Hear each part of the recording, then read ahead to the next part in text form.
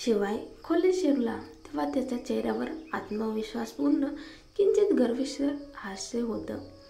त्याने भुवया उंचवल्या आणि राजदीपचा विश्वासू साथीदार कुलकर्णी खोल श्वास घेत शांत राहिला. मागून काव्या म्हणाली, त्याच्या बोलण्याला जास्त महत्त्व देऊ नकोस. तो फक्त बिडिंग डायरेक्टर आहे. शेवटचा निर्णय त्याचा नसतो. शिवायने रागाने मोठ आवळली, पण काव्याच्या आवाजाने थोडा शांत झाला. तो बसत म्हणाला, काळजी करू नकोस, मी ठीक आहे. काही वेळातच बिडिंगचे निकाल लागले. दरवाजा बाहेर लावलेले परिणाम पाहिले तर वेस्टर्न डिझाईन इन्स्टिट्यूट निवडले गेले होते. त्यांच्या कंपनीचा क्रमांक नव्हता. शिवाय जो इतका आत्मविश्वासाने उभा होता तो संतापून उठला. थांब शिवाय, काव्याने त्याचा हात धरला. काय करतोस? हे कसं चालेल? त्यांनी आपल्याशी सरळ अन्याय केलाय. तुझं डिझाईन स्पष्टपणे जास्त उत्तम आहे आणि आपलं बजेटसुद्धा अधिक योग्य. काव्याने दीर्घ श्वास घेतला. त्याच्या काही कारणांनीच असं केलं असेल. राहू दे, हा प्रोजेक्ट नाही मिळाला तर दुसरा मिळेल. संधी कमी नाहीत. पण शिवायचा चेहरा अपराधीपणाने उतरला. जर माझ्यामुळे असं झालं असेल तर? काव्याने त्याला थांबवलं. असं काही बोलू नकोस.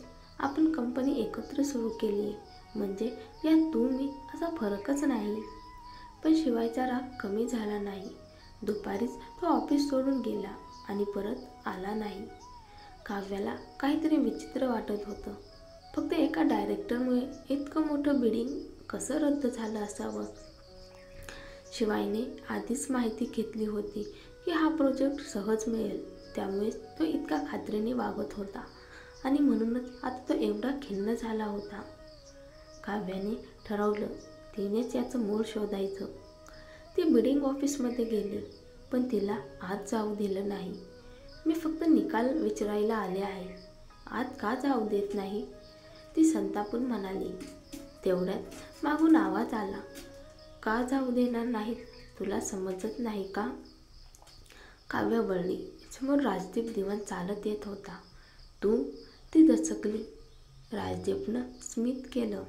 आश्चर्य वाटलं ना मला पाहून? काव्याला सगळं समजलं. तर हे सगळं तुझ्यामुळेच झालंय, नाही का? मला माहीत होतं. तो कुलकर्णी नावाचा डायरेक्टर इतका प्रभावशाली नाही, पण तू मात्र खेळ फिरवू शकतोस. राजदीप पुढं आला. काव्या, मला वाटलं नव्हतं कोणी तुझी मदत करेल आणि तू सुटशील. आता तुला माहीत आहे की मी खून केला नाही, तरीही माझ्या मागे का लागला आहेस? काव्या थंड स्वरात म्हणाली. राजदीपने स्मित ठेवत उत्तर दिलं. तू स्वतः हातांनी मारलं नाहीस, पण साक्षी तुझ्यामुळे गेली हे तू नाकारू शकत नाहीस. आणि त्यामुळे रेणुका खूप दुःखी आहे. तिला तुझं असं जगणं पाहवत नाही. काव्याचं मन जड झालं. मग तुला माझ्याकडून काय हवंय?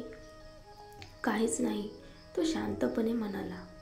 फक्त तुला सांगायला आलोय, आशा ठेवू नकोस. तुझी कंपनी टिकणार नाही. पुढे तुला एकही प्रोजेक्ट मिळणार नाही जोपर्यंत तू हे शहर सोडत नाहीस. काव्या उपहासाने हसली. तुला वाटतं का की तू एकट्याने संपूर्ण पुणे सिटीवर राज्य करू शकतोस? राजदीप हसला. तुझ्यासारख्या एका व्यक्तीला संपवण्यासाठी राज्य करण्याची गरज नसते. काव्या, तुझ्यामुळे तुझे सगळे मित्र त्रासले आहेत. शिवाय आज तुझ्यामुळे निराश झालाय. जेव्हा त्याला समजेल की त्याची कंपनी तुझ्या नावामुळे बुडाली, तेव्हा तो सुद्धा तुझ्याशी नातं तोडेल. म्हणून सांगतो, सगळ्यांना विरोध करू नकोस, नाहीतर शेवटी तुझ्याकडे एकही मित्र उरणार नाही. काव्याला मान्य करावं लागलं. हा माणूस बोलण्यात खूप धारदार होता. त्याचे शब्द मनात शंकेचे बियाणे पेरत होते.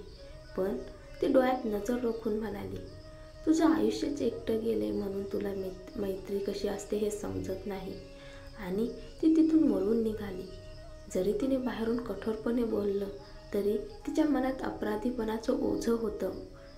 ती शिवायच्या प्रोजेक्टसाठीच जास्त त्रस्त होती. थोडा विचार करून तिने चैतन्याला फोन केला. मला त्या प्रोजेक्टच्या प्रमुखांचं नाव आणि ठिकाण शोधून देशील का? काही वेळातच चैतन्याने सगळी माहिती पाठवली. तिने ठरवलं त्या व्यक्तीला स्वतः भेटायचं. त्यांना बिल्डिंग प्रोजेक्ट हवा होता, म्हणजेच डिझाईन महत्त्वाचं होतं.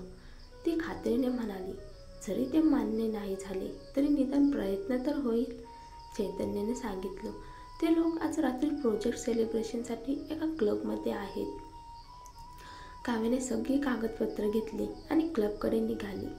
आत शिरल्यावर तिला गोंधळ, गाणी आणि हास्य ऐकू आलं.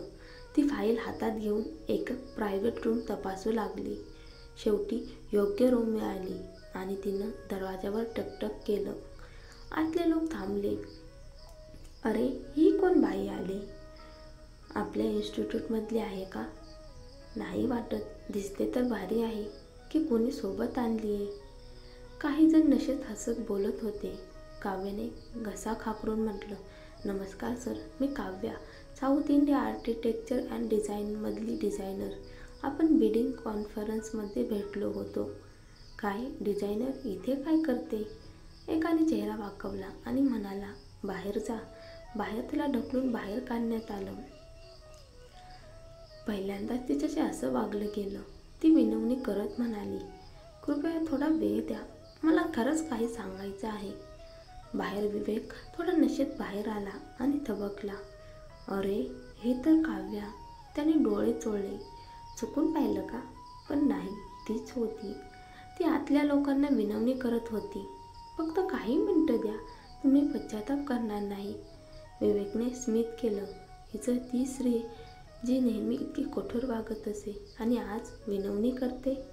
आज कुलकर्णी प्रोजेक्ट डायरेक्टर तिच्याकडे पाहून हसला. अरे, ही तर शिवायसोबत होती ना? आठवते मला.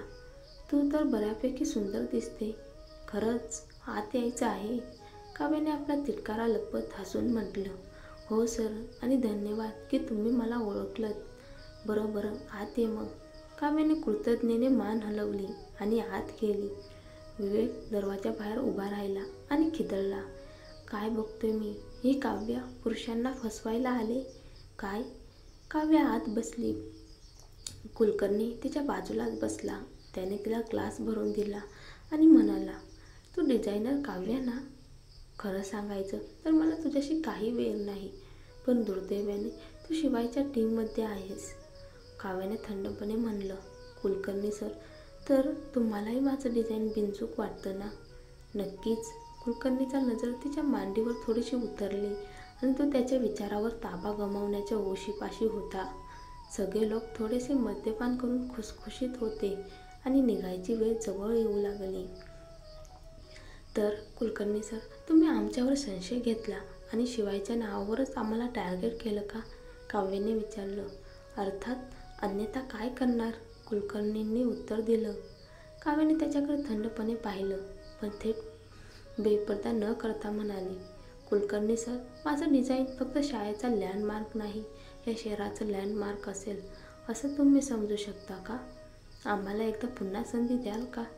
नक्कीच विचार करतो, कुलकर्णी म्हणाला. कुलकर्णीने तिचा हात पकडायचा प्रयत्न केला. काव्याने दात घट्ट मिळवले आणि थेट उभं राहून म्हणाली, कुलकर्णी सर, कृपया आम्हाला एक संधी द्याल, ही आशा आहे. कुलकर्णीला हात न पकडल्यामुळे चिडचिड झाली. या घटनेमुळे सभेतले बहुतेक लोक थोडे ठणठणले. सर्वजण काव्याची गंभीर मुद्रा पाहत होते. काही जण म्हणाले, ठीक आहे, मग तू एखादा परफॉर्मन्स कर. परफॉर्मन्स? काव्याने काही क्षण विचार केला. जरा नाचायचे झाले तरी त्रासापेक्षा चांगलेच. प्रोजेक्टसाठी तिला सहन करावे लागेल असं तिचं मन ठरवलं. ती थोडा वेळ थांबून म्हणाली, ठीक आहे, मी तुमच्यासाठी एक गाणं गाईल. गाणं चालणार नाही. तिथे पहा, ते लोक नाचतायत, तू देखील येऊन नाच का? कोणीतरी हसत म्हटलं. काव्याचा चेहरा काळा झाला, पण प्रोजेक्टसाठी तिने सहन करावं हे ठरवलं. ती उठून इतर मुलींचे नृत्य हलकेच नकली करून करत होती. तिचे हालचाल तेवढ्या सुसंगत नव्हत्या आणि ते काहीसा विनोदास्पदही दिसत होते. पण हे लोक नाच बघण्यासाठी नव्हते, ते छेडछाड करण्यासाठी आलेले होते. त्याचे हसू वासना फिरकावणारे होते. काव्याने दातात घातले आणि त्यांचे हास्य पाहिले. ती शिवायच्या कंपनीत काम करायची आणि हीच ती कंपनी होती जी शिवायने दिवाळखोरीनंतर धैर्य जमा करून सुरू केलेली होती. कंपनी तिच्या एका चुकीमुळे नष्ट होऊ देऊ शकत नाही. नृत्य संपून तिने काही पुरुषांकडे पाहून म्हणाली, आता माझं डिझाईन पाहाल का? चल दाखव. त्यांनी म्हणत हात पसरले. काव्याचा चेहरा उजळला. तिने कागदपत्र देऊन आपलं डिझाईन दाखवलं. ते सगळे आर्किटेक्चर स्कूलचे प्राध्यापक होते आणि एक दिवसात त्यांनीच एक नजरात कळवलं की काव्याने जुना बीड परत घेत काही सुधारणा केल्या आहेत. डिझाईन गुंतागुंतीचं व अनोख होतं. मध्याच्या स्थितीत असले तरीही ते त्यांची किंमत समजू शकले. काव्या, हे खरंच छान आहे, विचारात घ्यायला हरकत नाही, एका माणसाने म्हटले. काव्याच्या हिरकणी भरली. खरंच? पण तो तिच्या हातावर कर उरकायला गेला. बसा, आपण सविस्तर बोलूया. काव्याच्या चेहऱ्यावर बदल आला. तिला अपमान सहन करता येईल, पण काही मर्यादा असतात. ती वेश्या नव्हती. तिच्या खिशात पेपर स्प्रे तयार होतं. तिने हात हलवायला सुरुवात केली. तेवढ्यात मागून आवाज आला. इथे इतका धमाल का आहे? त्या क्षणी विवेक आत आला. त्या गटातील लोक थक्क झाले. विवेकचं पिवळट केस व त्याची उपस्थिती काहीशी भव्य होती.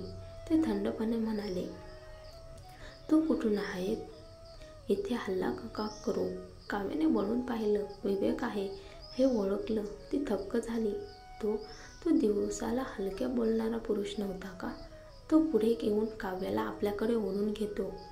काव्य आश्चर्यचकित झाली, पण नकार दिला नाही. तो समूहाला बोलला, जर तुम्हाला काही नापसंती असेल तर तुम्ही ताज मेन्शनवर माझ्याशी भेटू शकता. माझं नाव विवेक आहे. ताज मेन्शन जिथे उच्च ब्राह्मण व कुलीन मुलं राहतात. ते लोक अशा प्लेबॉयशी उठून उभं राहण्याचं धाडस करत नाहीत. विवेकने काव्याला खेचून बाहेर नेलं.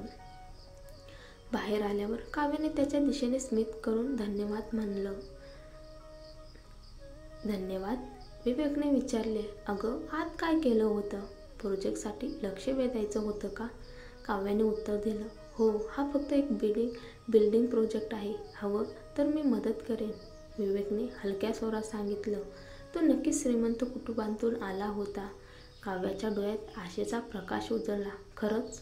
जर एखादी मदत करायला सिद्ध असेल तर ती आनंदाने स्वीकारेल. तिला सध्या चैतन्याला विचारायला हवे नव्हते. ती आधीच राजदीपनं लक्षात आल्यानं अडखळत होती. मित्रांना यात ओढायचं तिला नको होतं.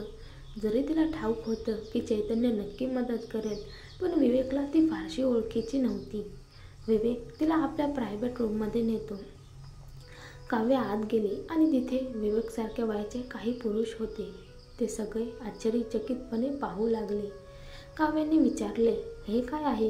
विवेकने तिला ढकलत घरी आणलं आणि अवमानाने म्हणाला, आताच तू त्या म्हाताऱ्यांना पटवून देत होतीस प्रोजेक्ट मिळवण्यासाठी, मग का माझ्यासमोर नकली राहतेस?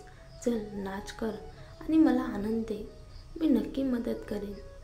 काव्याचं मन खाली आलं. अख्ख्या मनाने तिने आधीची कृतज्ञता दाखवली होती, परंतु आता तिला समजलं की तो हेतू मुळीच निरपेक्ष नव्हता. नाही, मला तुमची मदत घ्यायची नाही. तुम्ही ज्यांना संतप्त केलेत त्यांना तुम्ही संतप्त करू शकत नाहीस. तुम्ही मला मदत करू शकत नाही. काव्याने थंड निघत उत्तर दिलं आणि निघण्याचा प्रयत्न केला. अरे, परत ये. विवेकने तिला पकडून परत खेचलं. तुझं कुटुंब विवेकला कोणालाही नाकारू शकत नाही, समजलास का? काव्याने लहान हसू केली. अरे हो, त्याची गरज नाही. विवेक नाराज झाला. मला वाटतं तू फक्त नाखूष असशील. कारण काय? कारण मग काय म्हणशील? काव्याने थोडं डोकं वर करत उत्तर दिलं. हो, मला फक्त नाकारायचं आहे, फक्त एवढंच. तू तर विकायला तयार आहेस, तर का मला विकत नाहीस? मला तुला विकत घ्यायला आवडेल. त्याच्यापेक्षा चांगलं आजच्या लोकांसमोर तू इतकी मोहक दिसतेस आणि माझ्यासमोर निर्मळ भासतोय. तुला ते करण्याची गरज नाही. मी सगळं पाहिलं आणि मी ते रेकॉर्ड केले. पाहूया का? विवेकने फोन काढला आणि त्याचा चेहरा कठीण झाला. काव्याची अभिव्यक्ती बदलली. माझ्याशी वेळ नाही. तू हे काय करत आहेस? ती थरथरून विचारली. विवेक हसला आणि म्हणाला, त्या सगळ्या गोष्टीचा मला काही अर्थ नाही. पण मला अशा मुलींना सहन करायचं नाही जे स्वतःला दुसरी व्यक्ती म्हणून सादर करतात. तुला समजत नाहीस का तू कोण आहेस आणि माझ्यासमोर नाटके करायची का? काव्याला न सांगण्याची गरज वाटली. तिने प्रत्युत्तर देण्यास कटाक्ष केला. विवेकचे तोंड हळूशी वाकले आणि तो त्याच्या फोनमध्ये हात फिरून म्हणाला, पहा हे व्हिडिओ. तू आज डान्स नाही केला तर उद्या ही क्लिप इंटरनेटवर जाईल आणि लोकांना तुझी खरी अशी काय